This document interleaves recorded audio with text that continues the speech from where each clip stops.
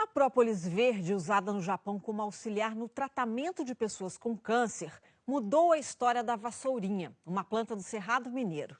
Antes tratada como invasora, agora é planta de cultivo. O Globo Rural mostrou o começo dessa história há 11 anos.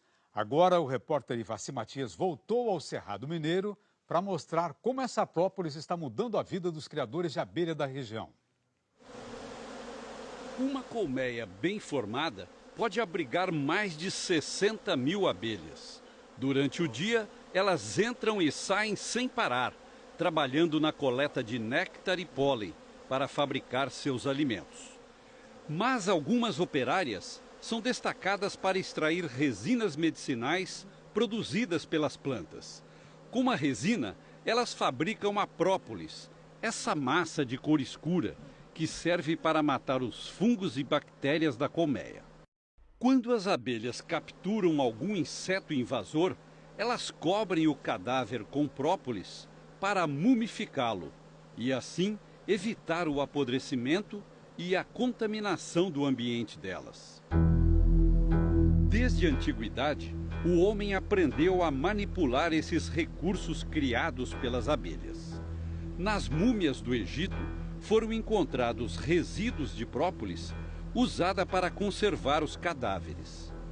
Os sacerdotes da época produziam remédios à base de própolis para combater doenças provocadas por fungos e bactérias. A descoberta da própolis verde está ampliando os usos desse recurso criado pelas abelhas. Ela é feita a partir da resina de uma planta nativa do Cerrado brasileiro, a vassourinha do campo, cujo nome científico é Baccharis dracunculifolia. Um arbusto também conhecido pelo nome de alecrim do campo, que era considerado invasor de pastagem. As abelhas mergulham de cabeça nos brotinhos novos da vassourinha para alcançar as glândulas internas da planta. Nessa imagem ampliada pelo microscópio, se vê os vasos internos, onde a planta deposita substâncias com atividades antimicrobianas muito potentes e que podem ajudar o homem na cura e prevenção de muitas doenças. Os poderes medicinais da vassourinha do campo e da própolis verde estão sendo estudados nesse laboratório da Faculdade de Farmácia da USP de Ribeirão Preto, aqui em São Paulo. A equipe de pesquisadores é liderada pelo Dr. Jairo Bastos. Professor Jairo, por que uma planta invasora de pasto chama tanta atenção da ciência, de repente? Essa planta foi achada, do ponto de vista das atividades, em virtude da visitação das abelhas. E essa planta é rica em vários compostos interessantes, destacando aí, por exemplo, o artepelin C, que vem sendo bastante estudado pelas atividades antimicrobianas, na prevenção do câncer, melhoram o sistema imunológico.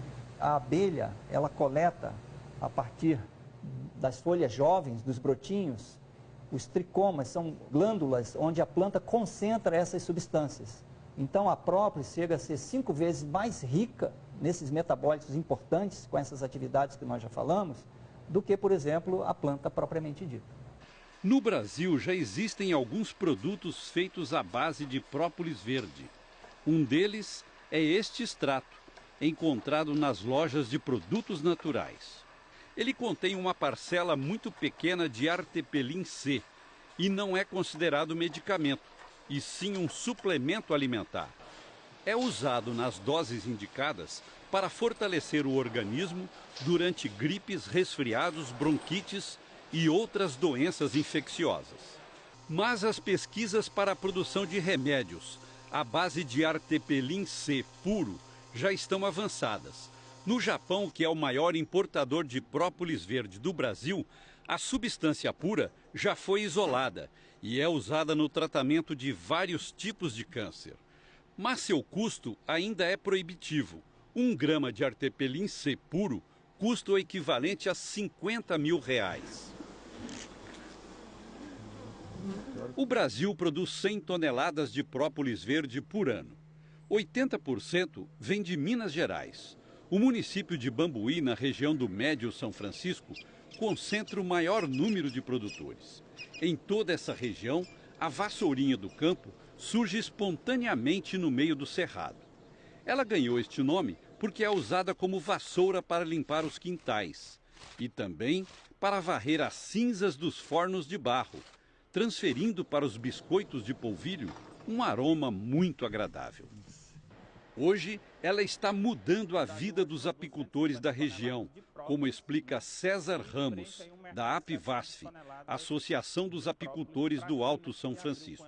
Esse crescimento do mercado da própolis surpreendeu vocês? Bastante, muito mesmo, porque quando iniciamos a atividade de apicultura, no início da década de 80, própolis para nós era um problema, era descartado, nós jogávamos própolis fora. E nunca imaginávamos que um dia, né, a própolis poderia virar o carro-chefe econômico da apicultura da região, porque naquela época só se falava em mel, né? Tem aumentado muito esse interesse, começou pelo Japão, hoje conseguimos já colocar a própolis verde em 18 países do mundo já. Só essa empresa do município de Bambuí recebe própolis verde de mais de 500 produtores da região. Aqui o produto passa por uma limpeza e é classificado e embalado in natura.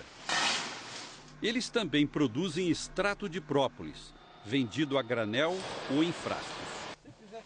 Os irmãos Odacir e Edeir Ferreira manejam 150 caixas. Cada uma produz média de 3 quilos por ano. A própolis verde é vendida a R$ 140 o quilo, enquanto a comum vale 70.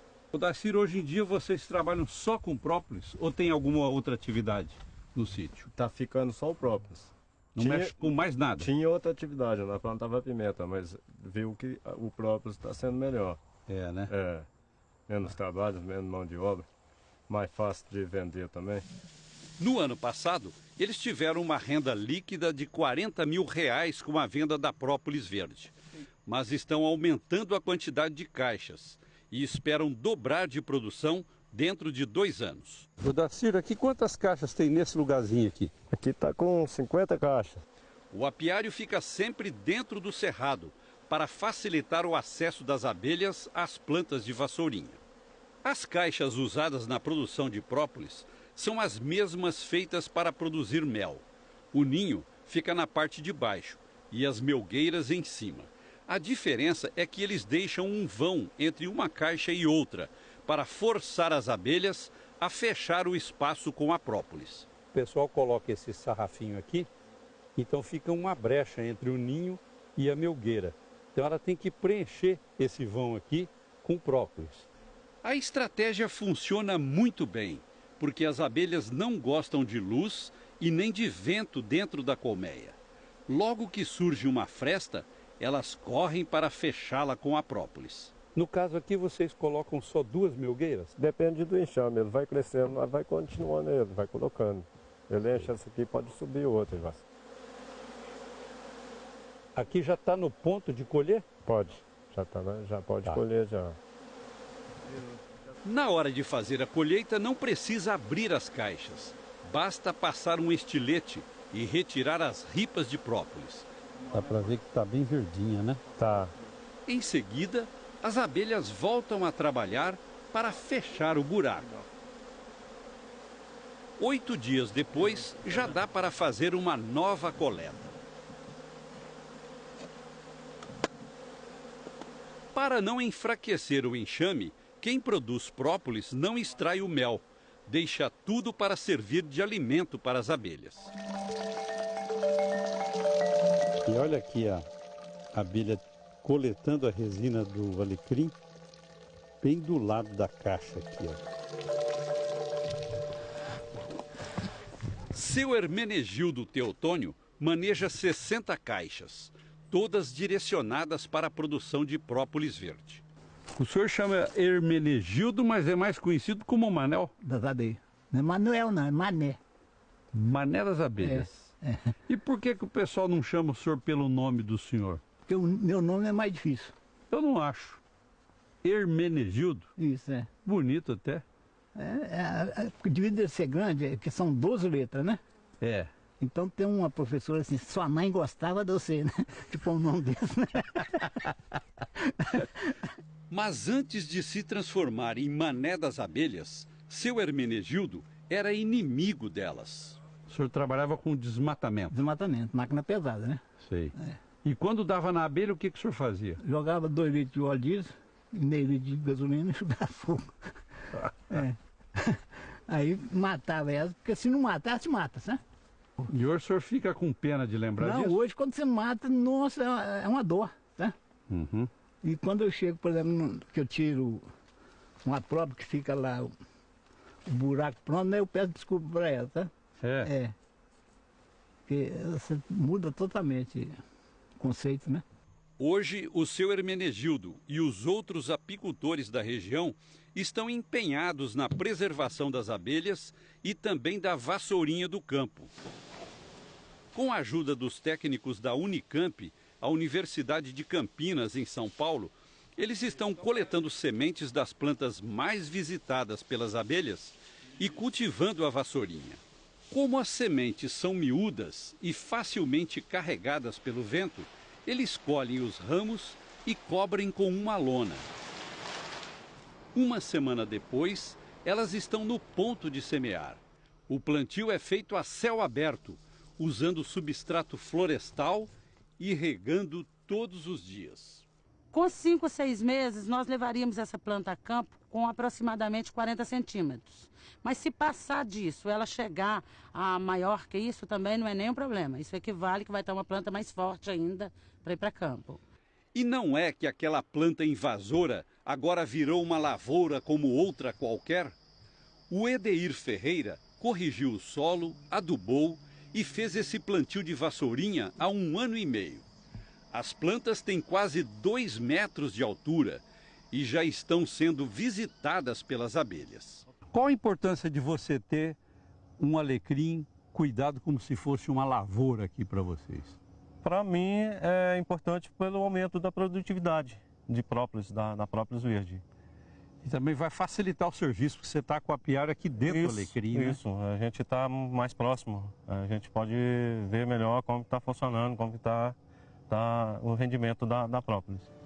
Por enquanto, produtores e pesquisadores só estão enxergando vantagens no cultivo da vassourinha.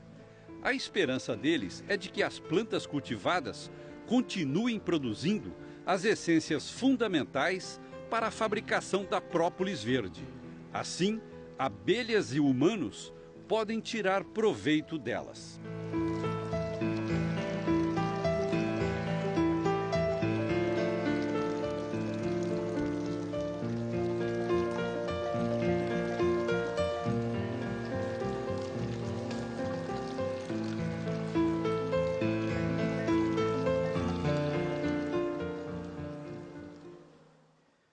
A reportagem da Própolis Verde é um dos destaques da edição de julho da revista Globo Rural. Aqui você vai conhecer mais detalhes sobre a vassourinha e outros produtos fabricados pelas abelhas. A capa da revista é esta aqui, sobre a plantação de florestas para produzir celulose. Bom domingo para você! Bom dia e até domingo que vem.